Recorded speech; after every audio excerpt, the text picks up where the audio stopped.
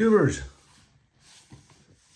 welcome to another showdown on a brand new Omega. So, the last couple of videos have been about the Diver 300M, and then we also did one not too long ago for the Aquaterra, but this one, so the 300M is gone bye-bye. As usual, you get the same box, you get the same instruction booklet, pretty thorough, and well, you know, it's actually only that big, and the rest of it is on all kinds of different languages. So there's that. You do get a little wallet thingy to keep your cards in, which is pretty cool. Now, and you always get this nice box. Quite honestly, I did make another recording. I did do another recording, but the sound didn't come out right. And so I thought, I figured I'd go ahead and just reshoot this video. So here we are. Now, this Omega box is a bit different than the others. The outside, however, is exactly the same. You get the same kind of deal here, and nothing's too much different. However, it's when you get to the inside that makes it a different box. So, what makes this watch box a little bit different than the others is that it houses the same Omega watch, and you get the double pillow watch case. Watch pillow. Well, that's pretty neat. We get to put your cards right in here underneath that, your warranty cards and whatnot. So what makes this watch a little bit different from the other watch cases is that a couple extra links, a few actually, the price tag thingy. In here, that's what makes it different. How does that make it different? This is actually like a travel case, basically. So when you're done with this, you can, or not when you're done with it, or when you need to, you can take this small box out of the big box and bam, got yourself a little travel box. I thought this was a brilliant way of just incorporating a travel case with the actual box. So you keep this at home when you travel, put the watch in here, and bam, there you have it.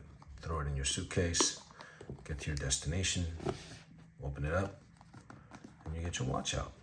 So cool, pretty nifty, eh? I kind of like that, which was very cool, I thought. All right, and you actually even get a little bit of a protectant so it doesn't ruin the sides of the box here. We'll go ahead and put this back together some other time. Okay, so there's that.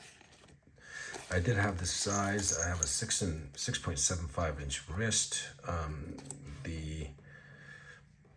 The watch was, I removed 2 links from the inside, and I removed 1 link from the top side, and the inside. 2 links, a total of 3 links. I did realize this in the other boxes too, and I thought maybe it was just that 1 box or 2 boxes, and maybe I thought maybe it was just oiled or not oiled, and it was kind of stiff. But actually, this is the third box that's doing the same thing. When you close this lid, it just it kind of slows down, and when you lift it up to it's a there's a bit of friction. There's a bit of a grab to the lid. It doesn't slam down. You know, it's a soft close basically. All right, which I thought was very neat and cool. Back to the watch. So this is the Seamaster 600 meter. And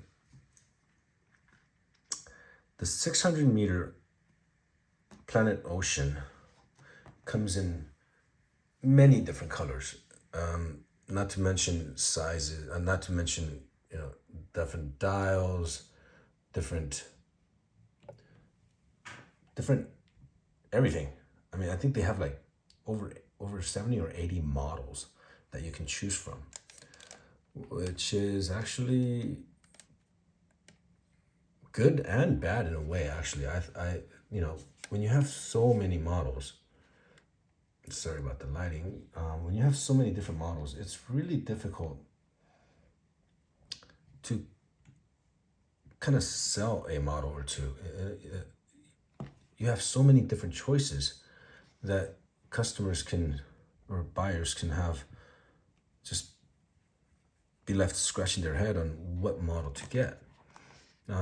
This particular model, I've always wanted a splash of orange on my wrist, and this kind of hit two birds with one stone, in my opinion.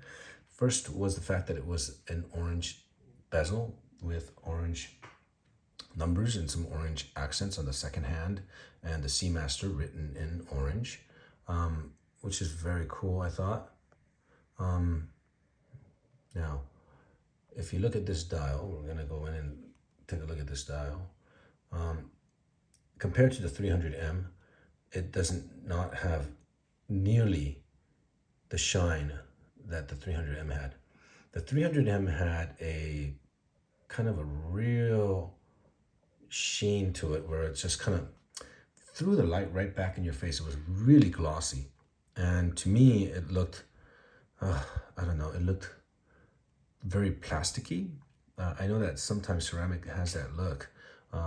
Some watches actually carry that look in the ceramics, where the band is, the bracelet is made out of ceramic, and it looks like plastic because it's so glossy white. Now, this particular dial is nowhere near that glossy. It's actually got a very nice, kind of a muted, very soft look to it, and it is still the ceramic dial, but it just doesn't have that,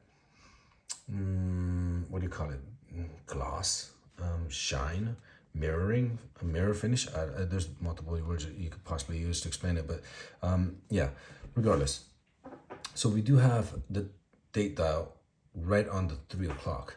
What I like about this part is, or this part and the other, is that the 3 o'clock marker and the 12 o'clock, 6 o'clock, 9 o'clock markers, they're all equal in size. So, you know, that those little points right at the edges, they're all equal in size.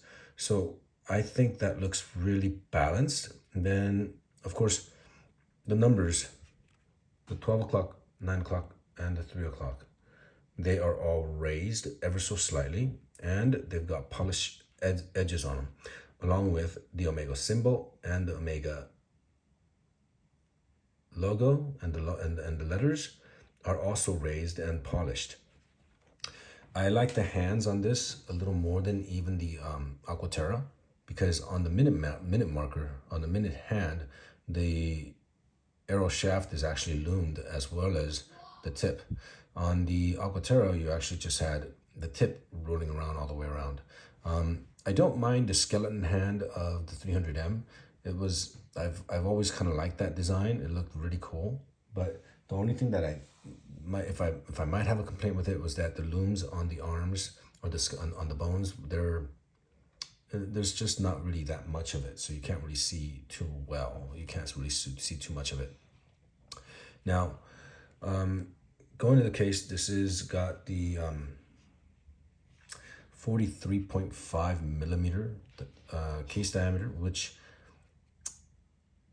I think it's actually pretty decent. I like the case diameter on this. The only thing is it is a fairly thick watch. When it's on your wrist, it does kind of pop up a little bit, and you can see that there's a bit of a heft to the thickness. But you know, you have a whole 1 or 2 millimeters right in here where the sapphire glass is attached to where the bezel is, and and also the bottom of the watch. The case itself, as you can see, it's not super thick. It's the glass and the bezel and the case back, which is what you need to get it down to 600 meters, I think. I'm sure if they could have had it. I'm sure if they tried, they might be able to. But to try and get it to 600 meter, they needed that extra thickness to make it that 600 meters. Sapphire glass. There is a good reason why I picked this particular watch over the other designs and dial colors, and besides the orange lume, the orange bezel, the lume is what attracted me to this watch even more, the most. The lume is something really extraordinary. We'll hit it with a little bit of UV here. It doesn't take much. And we'll turn the lights off and check out that lume. You know what? Give me a second here. I am going to actually turn off the rest of the light. Just so you can see how much lume there is really. I know that some YouTubers have put this on the YouTube and showing you the lume here, but I'm gonna do an extensive lume shot here, just so you know exactly what I'm talking about. So the 12 o'clock marker has a green dot on there. The minute marker has a green lume. The rest of it is all blue. And oh my goodness, the lume on this thing is unreal. Because the bezel, it's a ceramic bezel, but it's also got what they do, I think, is like called liquid ceramic, or so they do like the lume and they mix it in with liquid metal and they inset it into the bezel. So it does have the scratch resistance of ceramic, but it's lumed. Most often than not, you just kind of see this and nothing more with the lume, but now the lume is everywhere around the bezel, and it makes it look as if the watch itself is larger, and it gives it a lot more depth, because when you turn that watch around, you can see the different level of where that lume is located. And the lume underneath is recessed all the way down, and you can actually see that the three-dimensional space that it covers. Look at that. Oh, what a spectacular view this is. I mean, I have never seen anything like this. And the lume is just incredible. I love how this thing lights up. And this is the only model that you can get from Omega, the Planet Ocean. The only model, meaning the only the dial color, the bezel, this is the only one. The white on orange is the only watch that you can get this bezel lume going. Oh man. When I saw this, I nearly, oh, I was like, oh my God, that thing is beautiful. That thing is so sick. I gotta have it. That's what and here we are. The green is a pretty cool touch. I'm gonna brighten this up. It's plenty bright right now, but I'm gonna brighten it up a little more. And show you that green loom. Oh, look at that green pop. It just starts to blow up. Look how bright that thing is. Of course, it's not going to be this way all night long, but it's got a generous application of loom that it will last, a, a couple hours in pure darkness, no problem. So now I'm going to turn the lights back on. Don't be disappointed. Yes, like magic, it's now on my wrist. Okay, so now, as beautiful as that loom is, it's a beautiful watch just in general. I mean, look at it. It's 43, so on my 6 3/4 inch wrist, you can actually still see the bracelet on either side when you look at it dead on. The only thing is when you look at it from the side, it's definitely a bit heftier, but it's not unmanageable.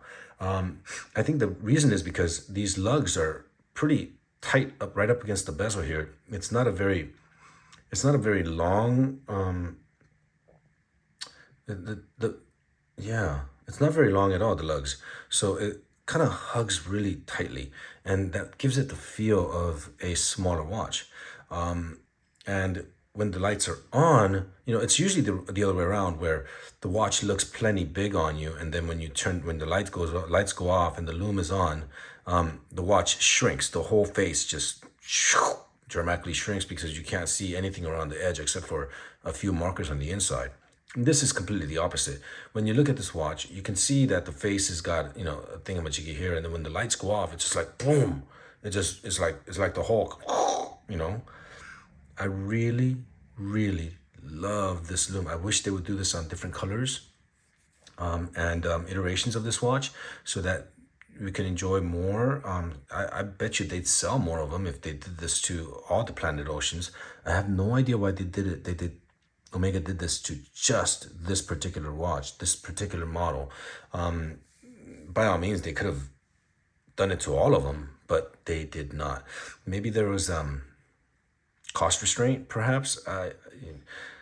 They should have just charged them more and then expected the and then gave this loom to all the watches. It's kind of a bummer. So, but for me, it worked out okay because I wanted that orange and I wanted that, and that loom just stamped it right on the bank there. And I was on, it was on. Yeah, this is what I want. This is perfect. So the crown here is cylindrical, and it's got these knobby cuts all the way around it, and so does the helium escape valve. You can open up the helium escape valve underwater during your ascent. There is another valve on the inside which will escape the helium at about 2 or 3 bars or something like that. Now, this crown, when unwound, it's so solid. If everything feels so solid and it feels perfect. And at the first click, you have the hour skip. And this is what's going to allow you to move through time zones, and 2 rotations, and that will click over the date. But keep in mind, you can always go backwards, and you can actually do it the other way. So it doesn't take forever to try and set the time, which is the setting up the time isn't too bad at all. And then when you actually pull it out once more, that's when it hacks, and that's when you can go back in and Huh.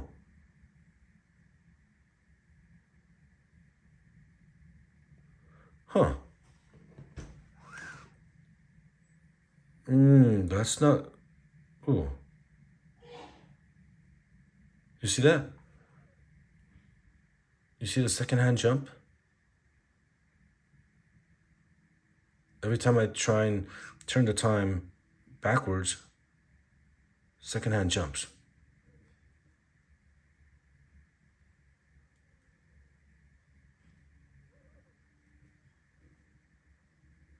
Wonder what's going on there. That's, you see these kind of things on cheaper watches. You don't see this kind of hacking, the movement hacking, the second and hacking, second move around like this during time adjustment.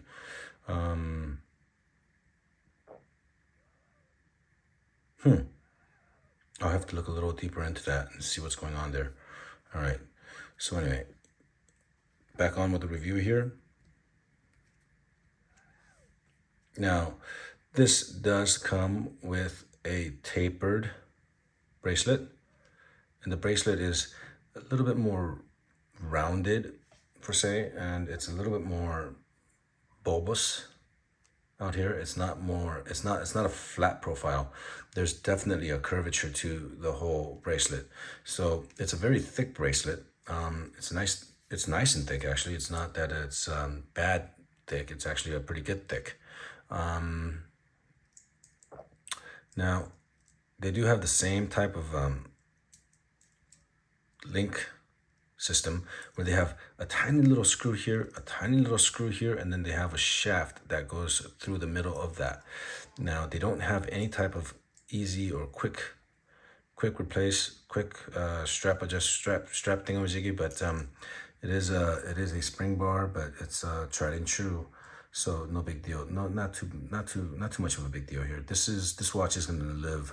This bracelet is gonna live on this watch. It's never gonna go to a leather band or a rubber band. It's gonna live on this bracelet, or the bracelet live on the watch.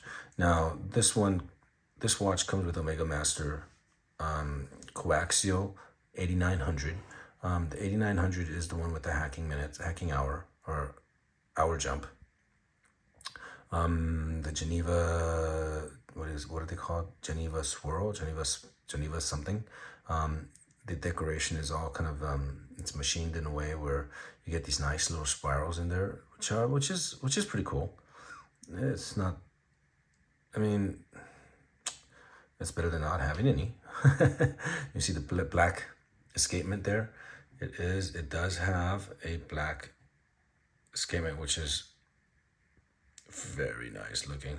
It's got a silicone hairspring, and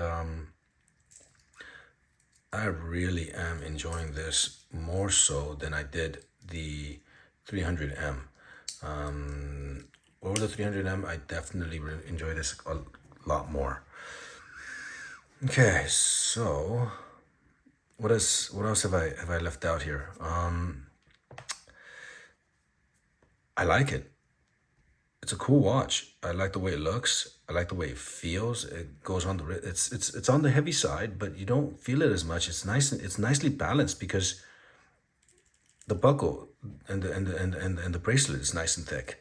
Of course, it is a dive watch, so Omega's gonna do what they do with the dive watches and give you a wetsuit expandable to go right over your wetsuit, and that does actually work. But sometimes not as easily as it looks. So they actually give you a micro adjust inside here with the push of a button here. You push that button and it slides in and out, which is cool. Every time you do this, you want to click in the bottom one first and then click the second loop. And then from there you can make fine-tune adjustments to your wrist.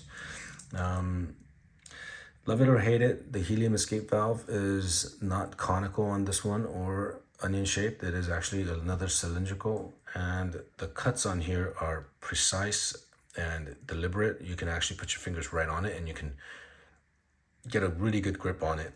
It's the same thing with the crown here. I think it's really nice. The case itself is a little bit asymmetrical. So here, right around the bezel, it's got a very similar contour as the bezel here, but here there is a protrusion all the way out here to protect the crown, and that translates all the way down to the edge here. So it is a little bit more thicker on the outside than it is on the inside. Now, one of the other reasons that we got rid of the 300M and went with this one is also the bezel. On the bezel grip, the scallops are very similar to the crown, and I hope you can hear that, but it is a very, much more satisfying click.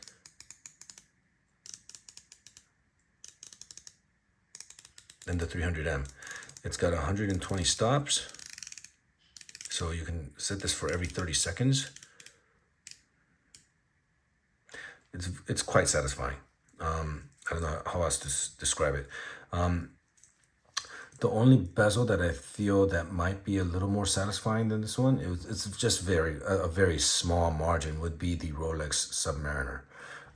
That one does have a bit of a better feel to it, just during rotation. But of course, this one is way better than the 300M though, at least. And that's saying a lot. The 300M is it's a little bit on the clunky side.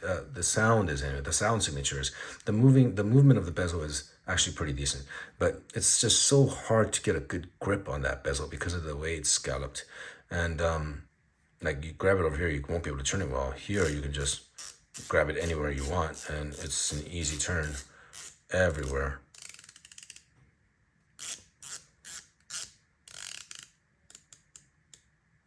Just like that.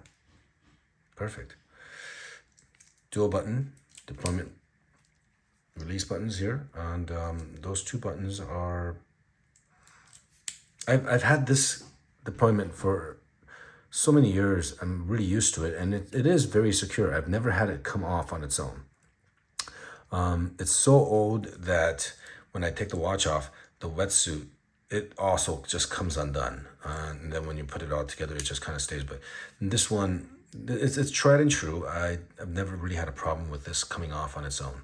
So I know that this buckle system actually works very well.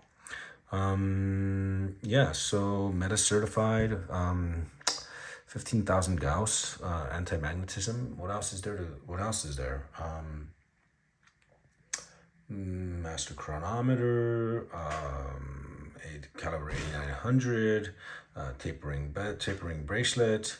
Yeah, this thing checks all the boxes, and there is an anti-reflective AR coating on the inside and the outside. I know that sometimes you can get smudges and scratches on the sapphire glass on the outside, and if that bugs you, if you ever scratch it, just you can get it taken off. But I think it's one of those things that it's good to have rather than not have. The sapphire glass, just in certain light, it just disappears. All you see is just the markers. It looks like there's no glass in front of it, which is actually pretty cool. The bevels have a nice polish to them all the way around. Asymmetrical case.